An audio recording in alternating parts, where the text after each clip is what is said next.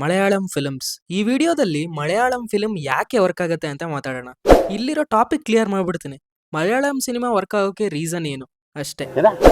ಇದನ್ನ ನೋಡಿ ಕನ್ನಡದವರು ಕಲಿಬೇಕು. ಕನ್ನಡ ಸಿನಿಮಾ ಮಲಯಾಳಂ ತರ ಮಾಡಿದ್ರೆ ವರ್ಕ್ ಆಗುತ್ತೆ.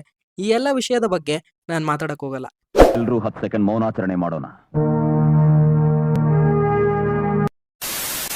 ಈ ವಿಡಿಯೋ ನೋಡಿದ್ಮೇಲೆ ನಿಮ್ಗೆ ಏನ್ ಅನ್ಸುತ್ತೆ ಅನ್ನೋದನ್ನ ಕಾಮೆಂಟ್ ಬಾಕ್ಸ್ ಅಲ್ಲಿ ತಿಳಿಸಿ. ಫಸ್ಟ್ ರೀಸನ್ ಏನಂದ್ರೆ ಪ್ರಾಪರ್ ಎಸ್ಟಾಬ್ಲಿಷ್ಮೆಂಟ್.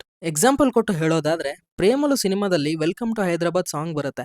ಆ ಸಾಂಗ್ ಅಲ್ಲಿ ಅವಳ ಲೈಫ್ ಹೆಂಗಿದೆ, ಇವನ ಲೈಫ್ ಹೆಂಗಿದೆ ಅನ್ನೋದನ್ನ ಚೆನ್ನಾಗಿ ಎಸ್ಟಾಬ್ಲಿಷ್ ಮಾಡ್ತಾರೆ. ಸಿನಿಮಾ ಸ್ಟಾರ್ಟಿಂಗ್ ಅಲ್ಲೇನೆ ಅದನ್ನ ಎಸ್ಟಾಬ್ಲಿಷ್ ಮಾಡೋದ್ರಿಂದ ನೆಕ್ಸ್ಟ್ ಬರೋ ಡ್ರಾಮಾ ಇಂಟ್ರೆಸ್ಟಿಂಗ್ ಆಗ್ಬಿಡುತ್ತೆ. ಈಗ ಮಂಜುಮಲ್ ಬಾಯ್ಸ್ ಸಿನಿಮಾ ತಗೊಂಡ್ರೆ ಆ ಒಂದು ಹಾಡಲ್ಲೇ ಎಲ್ಲಾ ಕ್ಯಾರೆಕ್ಟರ್ ಗಳನ್ನ ಎಸ್ಟಾಬ್ಲಿಷ್ ಮಾಡ್ಬಿಡ್ತಾರೆ. ಸಿನಿಮಾದ ಮೇನ್ ಪಾಯಿಂಟ್ ಏನು, ಆ ಒಂದು ಕ್ಯಾರೆಕ್ಟರ್ ಮಿಸ್ಟರಿ ಬಿಟ್ ಒಳಗೆ ಬೀಳೋದು, ಅವನನ್ನ ಹೊರಗೆ ಕರ್ಕೊಂಬರೋದೇ ಸ್ಟೋರಿ.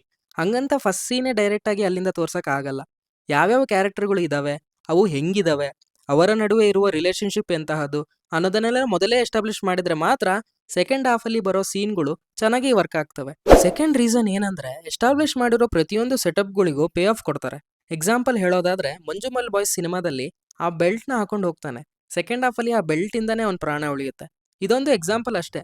ಮಲಯಾಳಂ ಸಿನಿಮಾಗಳಲ್ಲಿ ಇದನ್ನ ಪ್ರಾಪರ್ ಆಗಿ ಮಾಡ್ತಾರೆ. ಈಗ ಆ ಬೆಲ್ಟ್ ಸೀನ್ ಜನಗಳಿಗೆ ರಿಜಿಸ್ಟರ್ ಆಗ್ಬೇಕಲ್ಲ, ಆ ಕಾರಣಕ್ಕಾಗಿ ಬೆಲ್ಟ್ ಇಂದ ಆಗೋ ಸಣ್ಣ ಜಗಳನ ತೋರಿಸ್ತಾರೆ. ಇನ್ನು ಕ್ಯಾರೆಕ್ಟರ್ ಡೆವಲಪ್ಮೆಂಟ್. ಈಗ ಒಂದ್ ಸಿನಿಮಾ ವರ್ಕ್ ಆಗ್ಬೇಕು ಅಂದ್ರೆ ಆಡಿಯನ್ಸ್ಗೆ ಆ ಸಿನಿಮಾ ಕನೆಕ್ಟ್ ಆಗ್ಬೇಕು, ಅಂದ್ರೆ ಆ ಪಾತ್ರದ ಜೊತೆ ಟ್ರಾವೆಲ್ ಮಾಡ್ಬೇಕು. ಅಂಡ್ ಅದು ಆಗೋದು ಕ್ಯಾರೆಕ್ಟರ್ನ ಹೇಗೆ ಡಿಸೈಡ್ ಮಾಡ್ತಾರೆ ಅನ್ನೋದ್ರ ಮೇಲೆ. ಇವರು ಈ ವಿಷಯನ ತುಂಬಾ ಚೆನ್ನಾಗಿ ಹ್ಯಾಂಡಲ್ ಮಾಡ್ತಾರೆ. ಫಾರ್ ಎಕ್ಸಾಂಪಲ್ ಸೂಕ್ಷ್ಮದರ್ಶಿನಿ ಸಿನಿಮಾದಲ್ಲಿ ಅವಳ ಡಿಸೈರ್ ಏನು, ಜಾಬ್ ತಗೋಬೇಕು ಅನ್ನೋದು. ಬಟ್ ಆದ್ರೆ ಇಲ್ಲಿ ಕ್ಲೈಮ್ಯಾಕ್ಸ್ ಅಲ್ಲಿ ಇಂಟರ್ವ್ಯೂ ಆಪರ್ಚುನಿಟಿ ಇದ್ರೂ ಅಲ್ಲಿಂದ ಹೋಗ್ತಾಳೆ. ಯಾಕಂದ್ರೆ ಅದು ಅವಳ ಕ್ಯಾರೆಕ್ಟರ್. ಲೈಕ್ ಏನೇ ಇದ್ರೂ ಅದನ್ನ ಸೂಕ್ಷ್ಮವಾಗಿ ಅಬ್ಸರ್ವ್ ಮಾಡ್ತಾ ಇರ್ತಾಳೆ. ಇದನ್ನ ಡೈರೆಕ್ಟರು ಪ್ರತಿ ಫ್ರೇಮಲ್ಲೂ ಹೇಳಿದ್ದಾರೆ. ಈಗ ಪ್ರಾಪರ್ ಆಗಿ ಕ್ಯಾರೆಕ್ಟರ್ನ ಬರ್ಕೊಂಡಿಲ್ಲ, ಇಲ್ಲ ತೋರಿಸ್ಲಿಲ್ಲ ಅಂದ್ರೆ ಲಾಸ್ಟ್ ಅಲ್ಲಿ ಅವಳು ಇಂಟರ್ವ್ಯೂ ಬಿಟ್ಟು ಕಾಪಾಡಕ್ ಹೋದ್ರೆ ಆ ಸೀನ್ಗಳು ನೋಡೋ ಆಡಿಯನ್ಸ್ ನ ಕನ್ವಿನ್ಸ್ ಮಾಡಲ್ಲ. ಇವಳ ಕ್ಯಾರೆಕ್ಟರ್ ಇರೋದೇ ಹಿಂಗೆ, ಅಲ್ಲಿರುವ ವಿಷಯಕ್ಕೆ ಕನ್ಕ್ಲೂಷನ್ ಸಿಗೋ ತನಕ ಬೇರೆ ಯಾವ ಇಂಪಾರ್ಟೆಂಟ್ ಕೆಲಸ ಇದ್ರೂ ಅವಳಿಗೆ ಅದು ಬೇಕಾಗಿಲ್ಲ. ಇದಕ್ಕೆ ಸಿನಿಮಾಗಳಲ್ಲಿ ಕ್ಯಾರೆಕ್ಟರ್ ಹೇಗಿದೆ ಅಂತ ತಿಳಿಸೋದು ತುಂಬಾ important. Proper establishment, world building, character development, ಈ ಮೂರು ಎಲ್ಲಾ ಮಲಯಾಳಂ ಸಿನಿಮಾದಲ್ಲೂ ಇದ್ದೇ ಇರುತ್ತೆ. ಇನ್ನು ಮಲಯಾಳಂ ಸಿನಿಮಾದಲ್ಲಿ ಸಾಂಗ್ಗಳು ಬಂದ್ರೂ ಅವು ಕೂಡ ಕತೆಗೆ ಸಂಬಂಧಪಟ್ಟಿರೋ ವಿಷಯಗಳನ್ನ ಹೇಳ್ತಾ ಇರ್ತವೆ.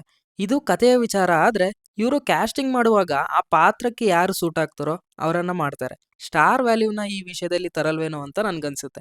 ಇನ್ನು ಸಿನಿಮಾಟೋಗ್ರಫಿ ವಿಚಾರಕ್ಕೆ ಬಂದ್ರೆ ಎಷ್ಟೊಂದು ವಿಷಯನ ಇವರು ವಿಜುವಲಿ ಹೇಳ್ತಿರ್ತಾರೆ, ಮತ್ತೆ ಕತೆಗೆ ಬೇಕಾದಂತಹ ಎನ್ವಿರಾನ್ಮೆಂಟ್ ನ ವಿಜುವಲಿ ತೋರ್ಸಕ್ ಟ್ರೈ ಮಾಡ್ತಾರೆ. ಸಿನಿಮಾನ ಜಲ್ದಿ ಪ್ರಾಪರ್ ಆಗಿ ಶೂಟ್ ಮಾಡ್ತಾರೆ.